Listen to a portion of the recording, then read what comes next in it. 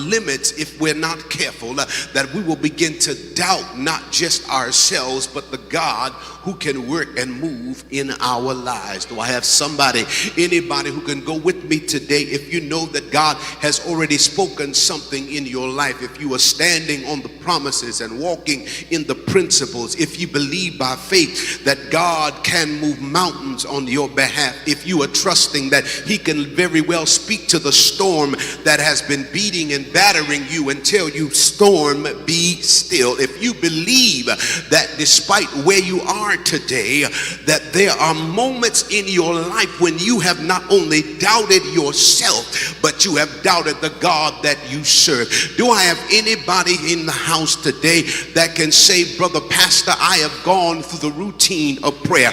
I have been through the regiment of praise. I have stood on the principles of God's word. I have walked in the promises. I have named it and I have claimed it. I have believed it and I have trusted it to the fullest extent of what I am and who I could become. But I have limits sometimes as it relates to the God that I serve. I need somebody to catch that because I know we have big faith, and we have faith that says I can move mountains, faith to cause the impossible to come out of the improbable.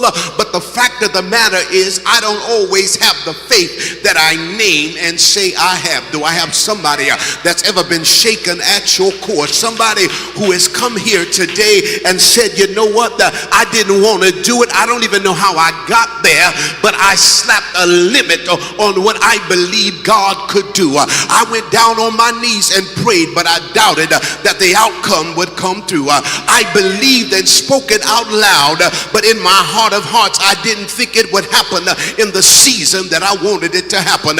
Is there anybody in the house today that is sitting here just a little bit conflicted, just a little bit within the tension of faith and doubt, of fear and worry, and you're wondering whether or not God is going to answer your prayer?